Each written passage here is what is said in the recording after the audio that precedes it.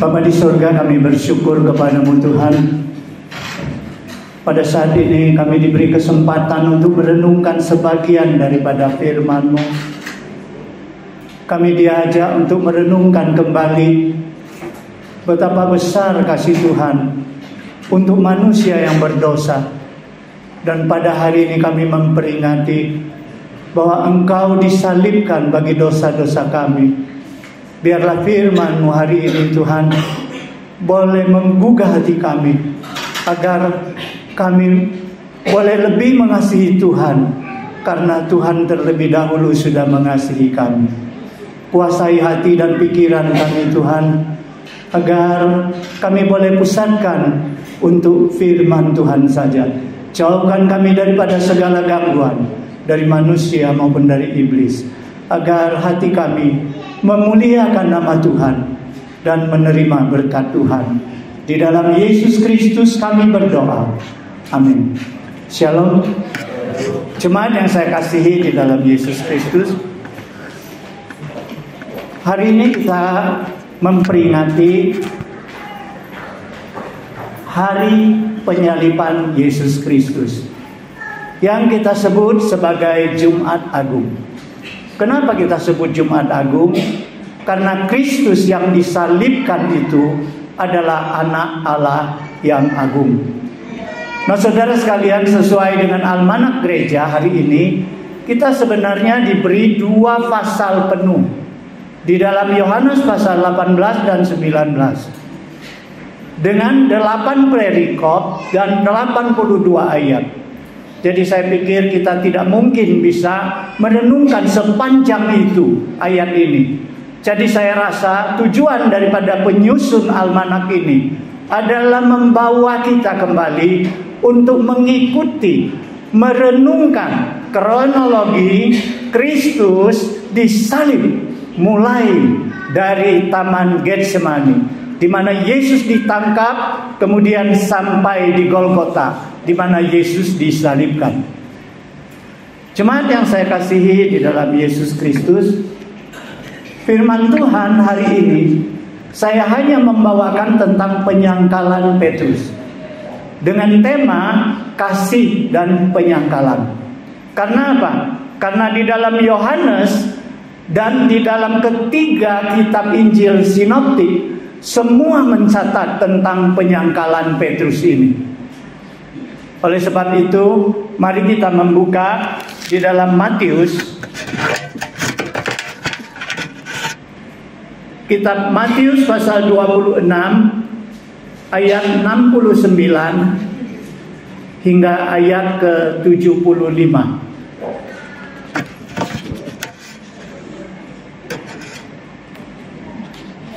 Matius pasal 26 ayat 69 sampai ayat ke-75. Bila sudah mendapatkan, mari kita membacakannya secara bersaut-sautan. Kita mulai. Sementara itu Petrus duduk di luar di halaman, maka datanglah seorang hamba perempuan kepadanya, katanya, "Engkau juga selalu bersama-sama dengan Yesus orang Galilea itu?"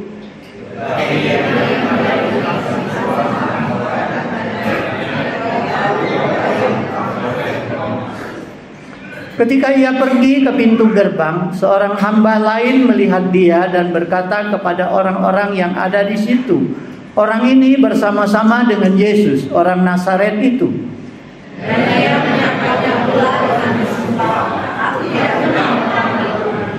Tidak lama kemudian orang-orang yang ada di situ datang kepada Petrus dan berkata, "Pasti engkau juga salah seorang dari mereka.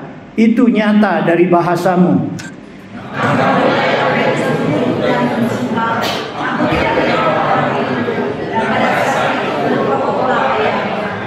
Maka teringatlah Petrus akan apa yang dikatakan Yesus kepadanya, "Sebelum ayam berkokok, engkau telah menyangkal aku 3 kali." Lalu ia pergi keluar dan menangis dengan sedihnya. Jemaat yang saya kasihi di dalam Yesus Kristus,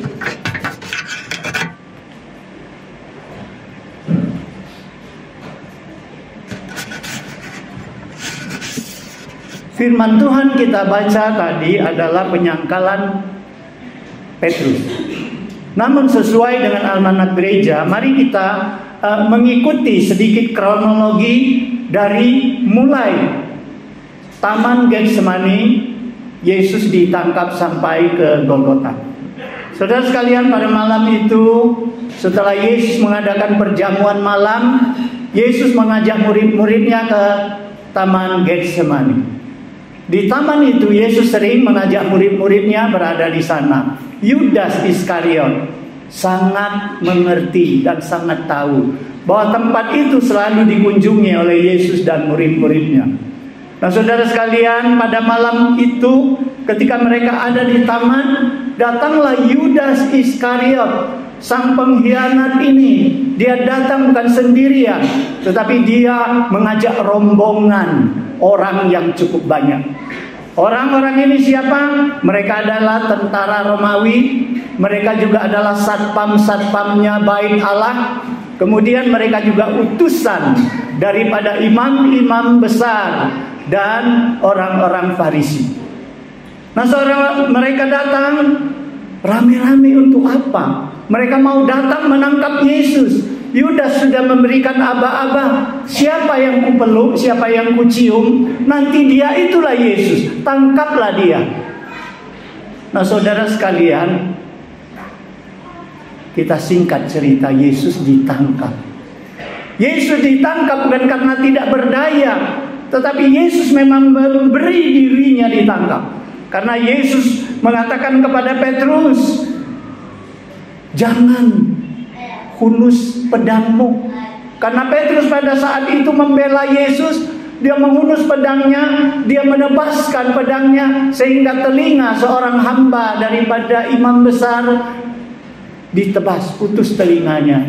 Dan Yesus katakan, sarungkan pedangmu.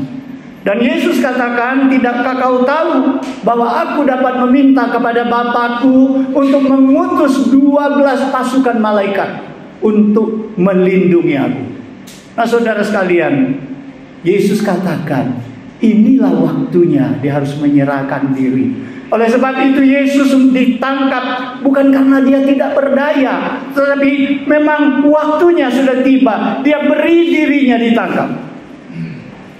Pada saat itu Yesus ditangkap, Yudas mencium Yesus dan Yesus ditangkap.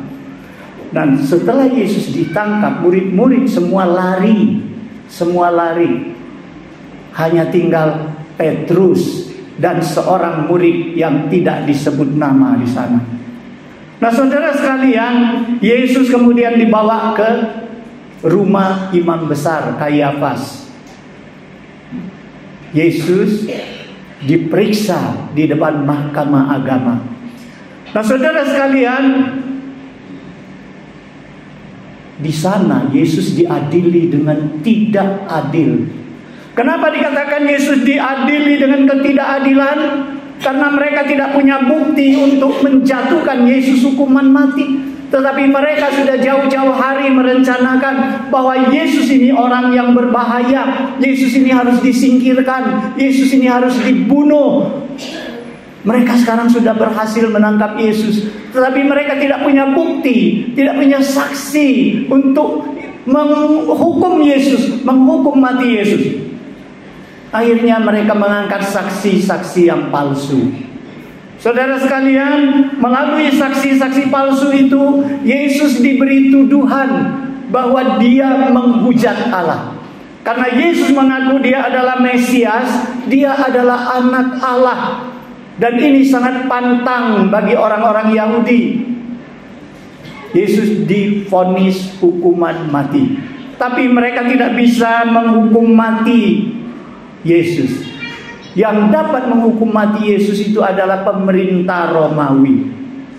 Maka mereka membawa Yesus kepada Pilatus. Karena Pilatus pada saat itu adalah wali kota. Pilatus memang mempunyai hak untuk menghukum Yesus dengan hukuman mati, tetapi harus ada alasan. Maka orang-orang yang menangkap Yesus ini, pemuka-pemuka agama ini memberikan tuduhan yang dibuat-buat. bahwa Yesus menghasut rakyat untuk tidak membayar pajak kepada kaisar. Kemudian Yesus juga mengatakan bahwa dia adalah raja orang Yahudi. Nah, saudara sekalian, dengan kedua alasan ini, Yesus cukup alasan untuk dihukum mati. Karena kalau ada orang menghasut rakyatnya jangan bayar pajak kepada pemerintah, ini pemberontakan namanya. Ya. Kalau ada rakyatnya mengatakan dialah raja, oh ini bersaingan dengan kaisar berarti. Nah, mereka pikir Pilatus segera akan menjatuhkan hukuman mati kepada Yesus. Tetapi Yesus diperiksa oleh Pilatus. Yesus diperiksa, Yesus dihina di situ, Yesus dipukuli, tetapi Yesus menjawab seadanya. Saudara sekalian, akhirnya Pilatus tidak menemukan Yesus ada kesalahan apa-apa. Tetapi karena Yesus adalah penduduk tempat tinggalnya di Galilea, dan pada saat itu di Galilea itu ada Raja Herodes. Menurut Lukas, Yesus kemudian dikirim oleh Pilatus kepada Herodes, dan Herodes memeriksa Yesus. Yesus tidak berkata apa-apa di Herodes. Padahal Herodes ini sangat senang memeriksa Yesus karena apa? Dia sudah jauh-jauh hari mendengar Yesus ini hebat, mujizatnya hebat. Dia pikir dia dapat melihat salah satu mujizat yang Yesus lakukan. Tetapi Yesus tidak menjawab pertanyaan apa-apa sehingga dia geram. Kemudian Yesus dinista di situ, Yesus dipukuli, Yesus dihina. Kemudian dia kirim Yesus kembali dengan pakaian kebesaran. Dia kirim Yesus kembali kepada Pilatus. Nah, saudara sekalian, Pilatus merencanakan membebaskan Yesus karena dia tidak menemukan kesalahan pada Yesus. Kemudian dia kumpulkan tua-tua orang Yahudi. Dia kumpulkan kepala hamba-hamba orang imam itu. Kemudian dia katakan, saya akan menyesah orang ini. Setelah saya menyiksa, saya akan bebaskan. Tetapi orang banyak yang dihasut oleh rombongan yang menangkap Yesus ini. Mereka berseru, tidak, Yesus harus disalibkan. Ada peraturan pemerintah Romawi. Pada hari besar Paskah, ada satu tawanan yang bisa dibebaskan. Sama seperti kita ya, kalau hari-hari besar kan orang-orang di penjara itu yang baik kelakuannya ada mendapat gerasi. Ini dibebaskan satu orang. Jadi Pilatus pikir, saya kalau ajukan tawanan biasa, mungkin mereka tetap mau Yesus disalibkan. Tetapi kalau saya tampilkan seorang penjahat besar, maka mungkin mereka takut ya. Mereka lebih baik pilih Yesus. Maka dia tampilkanlah Barabas, seorang perampok besar, pemberontak. Nah, saudara sekalian, tetapi orang banyak tetap berseru, salibkan Yesus, kami mau bebaskan Barabas. Saudara sekalian, akhirnya Pilatus takut dengan pengaruh orang banyak, sehingga dia mengambil air, dia cuci tangannya, dia katakan darah saya tidak berkaitan, tidak bertanggung jawab dengan darah orang yang tidak bersalah ini. Kemudian dia bikin surat perintah keputusan untuk menyalibkan Yesus. Nah, sejak saat itu Yesus dipukuli, Yesus dicambuk, Yesus disiksa. Kita dapat melihat Yesus mulai dibawa dari tempat dia diadili di Pilatus menuju ke Bukit Golgota. Kita sudah mengikuti malam Pasion yang kedua, kita melihat perjalanan Yesus begitu jauh, begitu sulit menuju Golgota. Dia begitu letih, dia hancur lebur tubuhnya. Saudara sekalian, Yesus dipaku di atas kayu salib. Nah, saudara sekalian, peristiwa penyaliban Yesus ini sudah berlalu. Kita tidak dianjurkan untuk berduka berlebihan. Karena apa? Karena sekarang kita tahu memang itu jalan yang harus ditempuh oleh Yesus. Oleh sebab itu kita tidak perlu jatuh di dalam kedukaan yang berlebihan. Kita justru harus bersyukur kepada Tuhan. Karena kalau bukan Tuhan mati di atas kayu salib untuk kita, maka semua manusia berdosa tetap hidup di dalam dosanya. Karena kita tahu tidak ada orang bisa mengambil nyawa Yesus kalau bukan Yesus sendiri memberikan nyawanya. Kita dapat melihat ketika Yesus akhir hidupnya di salib, dia berkata kepada Bapa, Bapa, kepadamu aku serahkan nyawaku. Aku serahkan nyawaku. Ke tanganmu aku serahkan. Bukan orang mengambil nyawanya. Saudara sekalian, sepatutnya di dalam kita memperingati hari penyaliban Yesus, bukan duka cita yang ada dalam hati kita, tetapi kita harus merasakan bersyukur. Syukur kepada Tuhan atas kasih-Nya yang begitu besar, yang rela berkorban untuk kita manusia yang berdosa. Namun saudara sekalian, ada beberapa hal yang membuat hati kita miris. Hati kita menjadi miris di dalam peristiwa yang sepanjang ini. Peristiwa Yesus dari Getsemani menuju ke salib. Saudara sekalian, kita miris karena orang-orang yang menjadi provokator, orang-orang yang merencanakan kematian Yesus itu bukan lain adalah pemuka-pemuka agama, adalah pemimpin-pemimpin agama, adalah tua-tua orang Yahudi. Orang Yahudi itu pilihan Allah. Seharusnya mereka mendukung pelayanan Yesus. Saudara sekalian, tetapi mereka merencanakan, mereka memprovokasi banyak rakyat sehingga mau berseru, salibkan dia. Saudara sekalian, ini miris bagi kita. Bagaimana mungkin orang ahli agama, pemimpin agama, orang sebangsa Yesus, pilihan Allah, justru mencelakakan Yesus, menangkap Yesus? Kita pasti tahu, saudara sekalian, ini menyangkut kepentingan pribadi. Kaum imam kepala mereka, orang-orang Yahudi, orang-orang Farisi, ahli-ahli Taurat, mereka merasa mereka itu terusik oleh ketenaran Yesus. Mereka merasa mereka tidak dapat lagi mengeruk keuntungan yang begitu banyak melalui praktek-praktek ibadah di bait suci yang dibuat-buat. Saudara sekalian, mereka merasa adanya Yesus mengganggu kepentingan mereka. Orang ini harus disingkirkan. Bagi orang banyak, mereka merasa apa? Mereka berseru-seru. Tadinya mereka berseru Hosana, tetapi saat ini mereka berseru salibkan dia. Kenapa? Karena mereka merasa kecewa. Yang mereka harapkan adalah pembebas, adalah pemimpin yang membebaskan mereka dari tangan penjajah, yang akan mendirikan kerajaan yang baru seperti kerajaan Daud. Tetapi ternyata tidak seperti itu harapan mereka. Saudara sekalian, mereka kecewa. Satu kecewa, satu takut, merasa terganggu. Saudara sekalian, mereka menjadi perencana pembunuhan Yesus. Saudara sekalian, betapa banyak gereja hancur bukan dari luar, tapi dari dalam.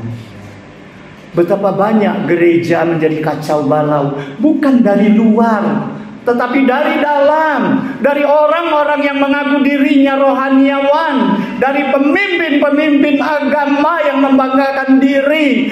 Gereja hancur bukan dari luar. Ini suatu peringatan bagi kita sebagai anak-anak Tuhan. Kita seharusnya mendukung pelayanan. Jangan menjadi penyebab gereja ini hancur. Saudara sekalian, Yudas, salah satu dari murid Yesus. Yudas ini dipanggil, dipilih oleh Yesus. Bukan saja dipilih, tetapi Yudas diberikan jabatan yang penting sebagai bendahara.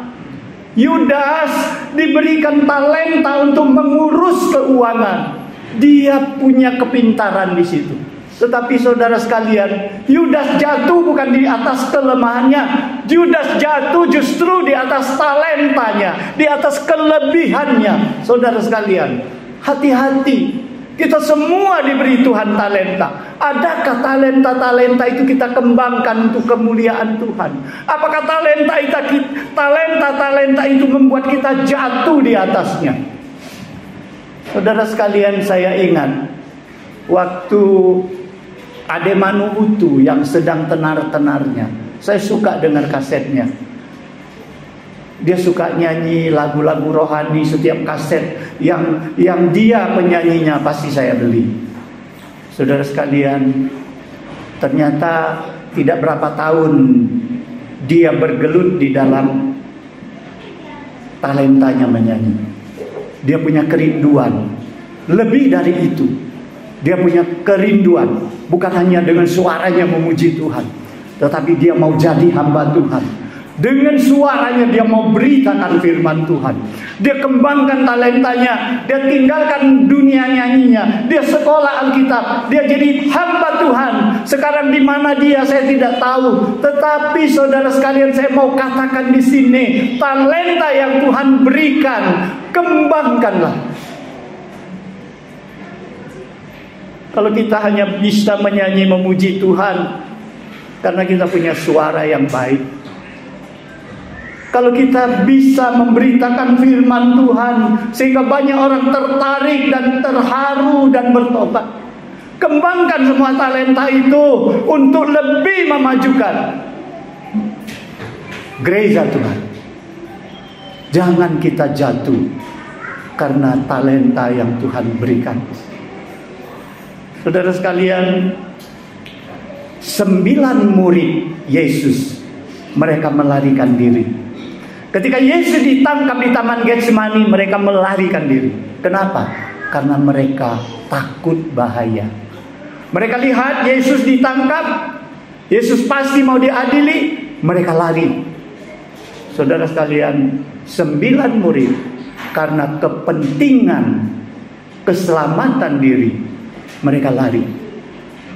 Saya ingat di gereja kita pernah ada beberapa simpatisan yang ikut ibadah. Orang-orang ini adalah imigran dari Jawa yang datang dan bekerja di Pagar Alam. Saudara sekalian, ketika mereka ibadah di sini, kita tanyakan tinggalnya di mana. Dia sebut satu desa. Saya nggak sebut di sini ya. Satu desa. Karena apa? Karena ini masuk YouTube. Nah, dia bilang di satu desa. Boleh kami kunjungi? Oh jangan, dia bilang jangan. Kenapa? Kami jangankan ngaku orang Kristen, KTP kami saja nggak bikin Kristen. Karena apa? Karena kalau bikin Kristen kami terdesak di situ, nggak ada peluang. Saudara sekalian, ini tandanya. Karena keselamatan diri, mereka menyangkal Tuhan. Mereka bersembunyi. Saudara sekalian, ini miris. Murid-murid Yesus karena takut, mereka bersembunyi, mereka melarikan diri. Sementara yang tinggal sekarang hanya Petrus dengan seorang murid yang tidak disebut nama. Saya aneh, murid ini selalu tidak menulis nama di sini. Kalau kita baca di Yohanes, di situ menulis murid yang lain, murid lain itu, saudara sekalian. Tinggal 2 orang, Petrus dan murid lain itu 2 orang. Dan murid yang lain ini bertahan terus. Tetapi saudara sekalian, pada akhirnya keempat Injil menulis Petrus menyangkal Yesus sampai 3 kali. Nah saudara sekalian, Petrus memang beberapa kali menyatakan pembelaannya kepada Yesus. Dia bahkan mengatakan, Tuhan, untukmu aku rela mati atau dipenjarakan. Saudara sekalian, Petrus pernah menarik Yesus ke samping ketika Yesus katakan dia harus menerima kematian. Oh jangan Tuhan, itu tidak akan terjadi padamu. Ketika Yesus katakan iman seluruh murid-murid akan jatuh, Petrus bilang orang lain boleh jatuh tetapi aku tidak. Saudara sekalian, Petrus memang melakukan apa yang dia katakan benar, saudara sekalian. Jadi kita jangan terlalu menyalahkan Petrus di sini.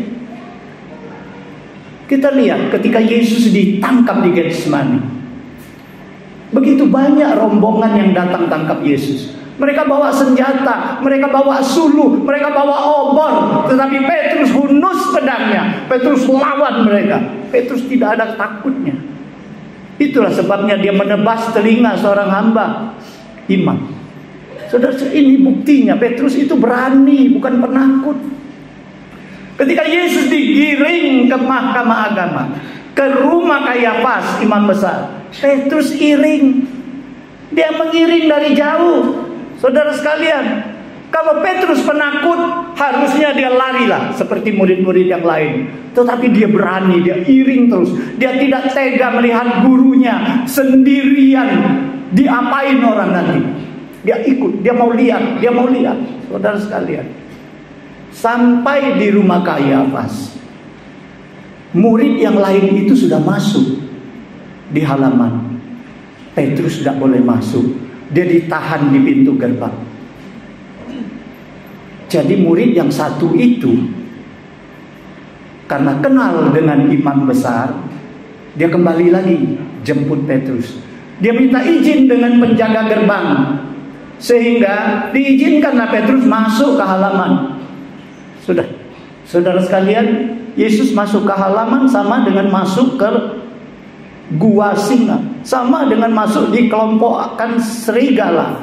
Tetapi Petrus tidak takut. Nah saudara sekalian, ketika Petrus identitasnya mulai dikenal orang, harusnya Petrus itu cepat lari. Karena sudah ada orang bilang, kau ini kayaknya pengikut Yesus ya. Oh, kalau saya mungkin pada saat itu, saya pikir, wah ini mulai ketahuan ini, harus lari. Tapi Petrus tidak lari, dia tetap ada di situ. Sampai 3 kali dia dikatakan, kau murid Yesus. Mulutnya mengatakan, tidak, aku tidak kenal dia. Sumpah, bahkan dia pakai kutuk. Tapi dia tidak lari. Oh, Petrus berani. Kenapa akhirnya dia lari? Dia lari bukan karena ketakutan. Dia lari ketika dia dengar ayam berkokok, baru dia sadar. Dia sudah menyangkal Yesus 3 kali. Dia sadar, dia sedih. Kenapa aku sangkal? Dia dengar kokokan ayam, dia sadar. Kemudian dia lihat, Lukas menulis, Yesus pada saat itu memalingkan kepala melihat Petrus. Dia lihat pandangan Yesus, pandangan guru yang dia sangat kasihi, pandangan yang sudah sering dia lihat. Dari mata Yesus dia tahu apa yang mau Yesus katakan, sehingga dia lihat mata Yesus. Dia lari, dia tidak tahan, karena dia melihat mata itu berbicara kepadanya, Petrus, kau akhirnya menyangkal aku, tapi aku telah memaafkanmu, karena aku tahu engkau mengasihiku. Saudara sekalian, Yesus begitu punya pengertian. Dari sinar mata Yesus itu, Petrus merasa terpukul. Dia lari keluar. Dia lari bukan karena ketakutan, saudara sekalian. Dia lari karena saking sedihnya, saking malunya. Perasaan itu bergejolak, menjepit hatinya. Dia lari, dia menangis terseduh-seduh. Dia sedih, saudara sekalian. Sebagai murid yang diandalkan, dia tidak dapat berbuat apa-apa untuk menyelamatkan gurunya. Seharusnya dia bisa membuat sesuatu untuk gurunya. Tetapi yang dia buat apa? Justru 3 kali dia menyangkal gurunya, bahkan dengan sumpah dan kutukan. Saudara sekalian, inilah yang membuat Petrus sedih dan menangis. Saudara sekalian, Petrus menyangkal Yesus. Apa sebabnya Petrus bisa menyangkal Yesus? Kita tahu bahwa Petrus itu mengasihi Yesus. Tetapi kenapa dia sampai menyangkal Yesus? Penyebab utamanya adalah karena Petrus terlalu tinggi menilai dirinya sendiri. Petrus selama ini terlalu membanggakan kemampuan dirinya sendiri. Orang lain boleh murtad, aku tidak. Orang lain lari, aku tidak. Aku berani. Dia terlalu meninggikan kemampuannya. Dia meremehkan perlindungan, pertolongan daripada Tuhan. Inilah yang membuat dia jatuh di dalam penyangkalan. Saudara sekalian, seringkali kita juga seperti itu. Kita sering menganggap kita hebat. Kita sering menganggap bahwa kita lebih mampu daripada orang lain. Hati-hati saudara sekalian. Pada saat seperti itu kita paling mudah jatuh. Karena apa? Itu tandanya kita menyombongkan diri. Itu Tuhan tidak suka. Siapa yang menyombongkan diri, Tuhan akan rendahkan. Siapa yang akan merendahkan diri, Tuhan akan mengangkatnya. Saudara sekalian, namun sejelek-jeleknya Petrus, dia gagal. Bukan di tempat tidur. Dia gagal bukan di tempat persembunyian seperti murid-murid yang lain. Dia gagal justru di medan perang, di medan yang paling sulit, paling berbahaya. Dia menyangkal Yesus di tempat situ. Saudara sekalian, kalau bukan di medan perang, Petrus tidak akan menyangkal. Jadi penyangkalan Petrus memang masih lebih hebat daripada murid-murid yang lain. Nah, saudara sekalian, setelah Petrus menangis, mungkin kita ingin tahu kemana Petrus. Saudara sekalian, Petrus tidak seperti Yudas. Ketika dia menyesal mengaku merasa dia salah, dia lari daripada kebenaran, lari dari kebenaran. Dia lari, dia mengakhiri hidupnya dengan membunuh diri, menggantungkan dirinya. Tetapi Petrus tidak lari dari kenyataan. Dia tetap berada dalam persekutuan dengan murid-muridnya.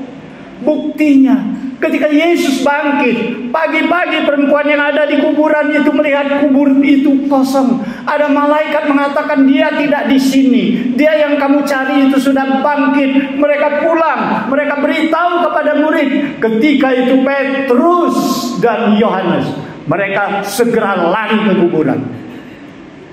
Saudara sekalian, Petrus bersama di dalam persekutuan.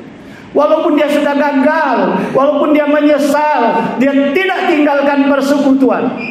Dia tetap ada di dalam persekutuan. Bahkan ketika dia dengar kebangkitan Yesus, hatinya bergejolak. Dia lari.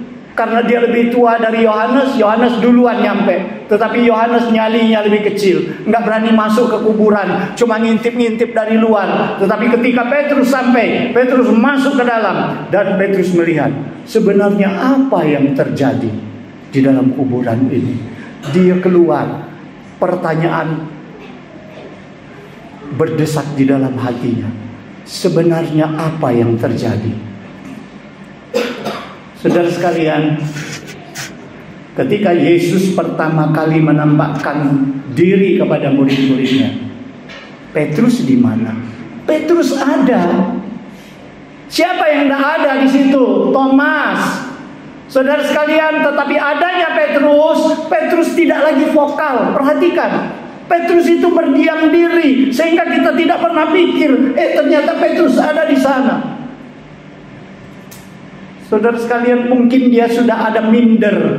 Dia pernah menyangkal Yesus, dia jadi minder, nggak berani ngomong-ngomong lagi, nggak berani bangga-bangga lagi. Saudara sekalian, ketika kedua kali Yesus nampakkan diri, Yesus khusus memulihkan Thomas. Di situ Petrus juga hadir. Nah, Yesus menampakkan diri ketiga kali. Yesus punya tujuan memulihkan Petrus. Yesus datang ke pantai, di mana Petrus dengan teman-temannya mereka menjaring ikan. Saudara sekalian, di sana Yesus mengajukan 3 kali pertanyaan yang sama kepada Petrus. Petrus, apakah engkau mengasihi aku? 3 kali pertanyaan ini tujuan Yesus adalah supaya Petrus membatalkan segala penyangkalannya yang 3 kali itu dengan mengungkapkan kembali kasihnya di dalam hatinya, supaya Petrus tidak lagi minder, supaya Petrus kembali bersemangat di dalam melayani Tuhan. Dari penyangkalan, aku tidak kenal dia, sumpah aku tidak kenal dia, Tuhan Yesus mau Petrus mengeluarkan isi hatinya. Tuhan, aku mengasihimu. Tetapi Petrus tidak berani lagi mengatakan dengan begitu yakin, tetapi dia menyerahkan penilaian kepada Tuhan Yesus. Dia katakan, Tuhan, engkau maha tahu, aku mengasihimu.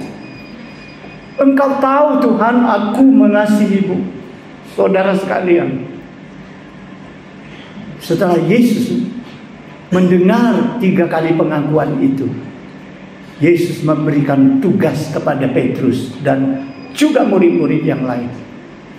Gembalakanlah domba-dombaku. Saudara sekalian, di sini Yesus mau mengatakan kepada kita bahwa semua orang yang mencintai Yesus, semua orang yang mengaku mengasihi Yesus, tidak cukup hanya mengaku dengan mulut, tidak cukup hanya dengan satu pengakuan, tetapi harus bertindak melayani Tuhan, menggembalakan domba-domba Tuhan.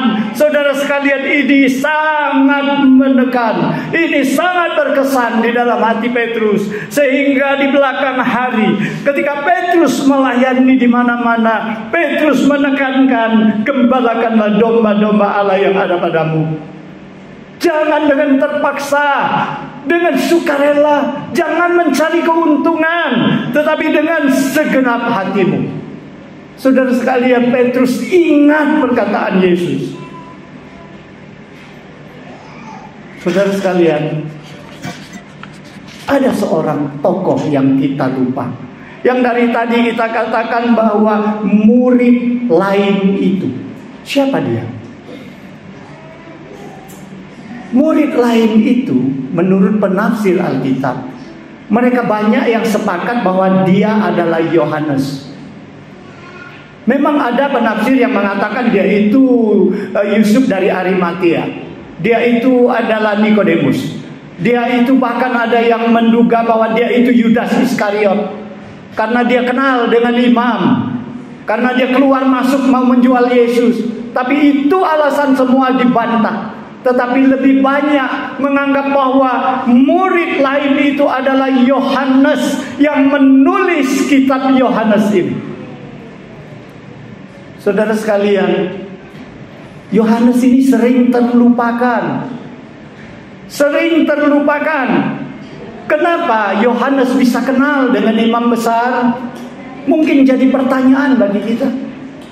Dari mana Yohanes, seorang anak nelayan, bisa kenal dengan keluarga imam besar Kayafas, bisa kenal dengan hamba-hambanya? Saudara sekalian, ayahnya Yohanes dan Yakobus adalah Zebedius. Kalau kita baca di dalam sejarah, di dalam Alkitab, Zebedius ini adalah nelayan yang kaya. Dia punya pegawai upahan, dia punya pekerja upahan, berarti dia kaya. Saudara sekalian, dia mempunyai ikan yang banyak, dan banyaknya ikan itu dia bikin ikan asin juga, dan di situ sangat ternama ikan asinnya di pinggir sungai Laut Galilea itu. Saudara sekalian, diduga dengan keras bahwa Zebedius ini, ayahnya Yohanes ini, adalah penyuplai ikan segar dan ikan asin untuk keluarga imam besar. Jadi Yohanes pasti sering ke sana antar ikan. Ya, disitulah dia kenal. Oh, itu imam besar. Itu Kayafas. Oh, itu Hanas. Oh, dia kenal dengan hamba-hambanya yang jaga pintu, yang makanya ketika Petrus dilarang masuk, ditahan di gerbang, Yohanes keluar lagi, bilang dengan penjaga gerbang itu. Akhirnya Petrus diizinkan masuk. Nah, saudara sekalian, namun Yohanes ini tidak seperti Petrus. Yohanes orangnya nggak mau tampil, ya. Dia bukan seperti Petrus sedikit-sedikit tampil ke muka, enggak. Dia pendiam. Yohanes ini sekalipun dia pendiam, tapi dia pekerja keras. Dia kesetiaannya dapat terjamin. Dia selalu bekerja di mana Yesus membutuhkan. Tetapi dia tidak menonjolkan dirinya. Saudara sekalian, kalau kita perhatikan, Yohanes tidak pernah mengatakan aku, enggak. Dia selalu katakan murid itu. Nah, saudara sekalian, kita lihat kesaksian Yohanes ketika dia menyelesaikan tulisan daripada Yohanes itu. Dia bilang apa? Sebab ya, di Yohanes pasal 21, 24, 25, dialah murid yang memberi kesaksian tentang semua ini. Dia tidak katakan akulah saksi daripada semua ini. Kenapa dia katakan dia saksi semua ini? Kita bayangkan ya, dari Yesus di Getsemani ditangkap, dia terus ikut, dia serempak dengan Petrus. Dia datang ke Kayafas, Petrus sudah menyangkal, Petrus lari, dia masih ada di sana. Dia ikuti semua proses Yesus sampai Yesus disalib, dia ada di bawah kaki salib Yesus, beserta dengan Maria dan beberapa perempuan di sana. Saudara sekalian, oleh sebab itu dia katakan dialah murid yang memberikan kesaksian tentang semua ini dan yang telah menuliskannya, dan kita tahu bahwa kesaksiannya itu benar. Berapa banyak yang dia tahu tentang Yesus. Dia katakan masih banyak hal-hal lain lagi yang diperbuat oleh Yesus. Dia tahu itu.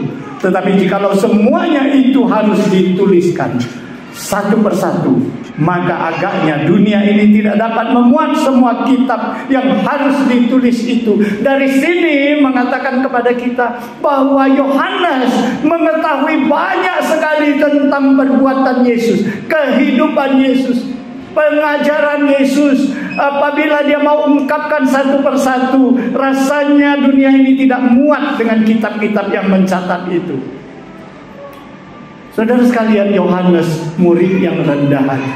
Dia tidak pernah tampil, tapi dia rajin bekerja. Dia rendah hati. Gereja sangat membutuhkan jemaat yang seperti ini. Gereja membutuhkan hamba Tuhan yang seperti ini, yang mau merendahkan hatinya, melayani Tuhan. Saudara sekalian, apa yang kita mau banggakan di hadapan Tuhan? Kita bukan apa-apa. Ingat enggak ketika kita ibadah Rabu-Abu, pendeta di sini mengatakan kamu adalah abu, kamu adalah debu. Saudara sekalian, di hadapan Tuhan sehebat apapun kita adalah debu. Sehebat apapun kepintaran kita adalah kebodohan di hadapan Tuhan. Yohanes merupakan teladan bagi kita. Saudara sekalian, melalui perbuatan-perbuatannya, Yohanes mengungkapkan karyanya. Saudara sekalian, disinilah sebabnya Yohanes disebut murid yang dikasihi Yesus. Murid yang paling dikasihi Yesus. Kenapa Yesus mengasihi dia? Dan kenapa Yesus begitu yakin menitipkan mamanya Maria kepada Yohanes? Yohanes, ini ibu. Ibu, ini anakmu. Dan di kemudian hari Yohanes mencatat bahwa Yohanes menerima ibu Maria itu tinggal di rumahnya. Dia melayani, dia merawat Maria sampai masa tuanya. Saudara sekalian, Sekarang kita kembali kepada tema. Tema yang saya ambil adalah kasih dan penyangkalan. Seharusnya kasih ini tidak didampingi dengan penyangkalan, karena dua hal ini bertolak belakang. Kasih dan penyangkalan bertolak belakang. Harusnya jangan disandingkan. Kasih ini lebih cocok disandingkan dengan apa? Dengan kesetiaan. Kasih ini lebih cocok disandingkan dengan apa? Dengan pengampunan.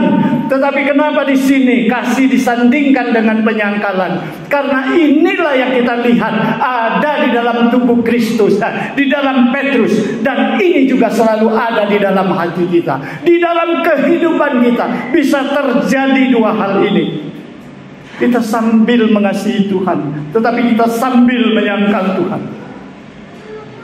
Saudara sekalian, mari kita lihat bagaimana Paulus memberikan kesaksiannya. Paulus sebagai murid yang sangat hebat, tetapi dia dengan rendah hati dia katakan apa? Sebab bukan apa yang aku kehendaki, yaitu yang baik yang aku perbuat, melainkan apa yang tidak aku kehendaki, yaitu yang jahat yang aku perbuat. Kemudian Paulus mengatakan, aku manusia celaka. Siapakah yang akan melepaskan aku dari tubuh maut ini? Syukur kepada Allah oleh Yesus Kristus Tuhan kita. Saudara sekalian, di dalam pengalaman hidup Paulus, dia mengasihi Tuhan, dia mau berbuat yang baik, tetapi selalu yang dia buat adalah perbuatan yang tidak baik, yang tidak dia sukai. Dia tahu dia manusia celaka. Dia tahu bahwa kehendak tubuh mautnya ini selalu melawan dan mengalahkan kehendak roh di dalam hatinya. Oleh sebab itu, dia katakan, siapa yang dapat menolong aku manusia yang celaka ini? Dan dia dapat jawaban yang pasti melalui pengalaman pelayanannya oleh Yesus Kristus Tuhan kita. Jadi saudara sekalian, mungkin hari ini ada perbuatan kita yang mengecewakan Tuhan. Tetapi yakinlah, pandangan kasih Tuhan tadi sedang memandang kita. Dia tahu akan kelemahan kita. Dia mengerti kita. Namun dia ingin memulihkan kita. Kita harus bersyukur kita punya Tuhan yang demikian baik. Sebesar apapun kegagalan kita, yakinlah kasih dan pengorbanan Kristus di kayu salib itu mampu memulihkan kita daripada segala kegagalan kita. Saudara sekalian, saya yakin kita semua mengasihi Tuhan. Namun apakah kita sudah mengungkapkan kasih itu keluar sesuai dengan apa yang ada di hati kita? Apakah yang kita ungkapkan itu jauh berbeda, merupakan suatu penyangkalan demi penyangkalan? Mari melalui firman Tuhan itu, firman Tuhan hari ini kita mengoreksi diri. Kita harus bertobat, karena Kristus sudah mati untuk menebus kita. Semoga firman Tuhan hari ini menjadikan kita lebih dekat kepada Tuhan. Melalui momen pengorbanan Kristus di salib bagi kita, marilah kita mohon pengampunan akan segala dosa dan penyangkalan kita. Biarlah kasih kita kepada Yesus yang ada di dalam hati kita dapat kita hidupkan melalui kesaksian hidup kita, melalui perbuatan kita, melalui ucapan dan kata-kata kita, melalui talenta yang Tuhan berikan, agar pengorbanan Kristus tidak akan sia-sia. Mari kita berdoa. Bapa di sorga, kami bersyukur kepada-Mu Tuhan. Sekalipun firman ini berhenti, kami harap Roh-Mu tetap bekerja di dalam hati kami. Kami mengetahui kami selalu ada di dalam penyangkalan demi penyangkalan, baik terhadap istri kami, baik terhadap suami kami. Kami selalu ada penyangkalan terhadap sesama jemaat kami. Tuhan, ampuni segala dosa kami. Biarlah melalui pengorbanan-Mu di salib ini, kami dapat memperbaiki diri kami melalui pemulihan yang Tuhan berikan. Kami mengungkapkan hati kami yang terdalam, kasih kami yang mula-mula itu, agar kami boleh mewujudkannya di dalam tindakan kami, agar apapun yang kami kerjakan adalah pekerjaan baik dan membangun. Apa yang kami katakan adalah kata-kata yang baik dan membangun. Tolong kami Tuhan, mampukan kami. Kami tahu Engkau pernah menderita karena kami. Biarlah kami malam hari ini juga bertekad, berani memikul salib kami, berani kami menanggalkan segala beban dosa kami untuk mengikut Tuhan. Terima kasih Tuhan. Berkati semua jemaat yang sudah hadir pada malam hari ini. Lawatlah kami semua dengan firman-Mu. Biarlah firman-Mu selalu berkumandang dalam hati kami. Terima kasih Tuhan. Di dalam Yesus Kristus kami berdoa. Amin.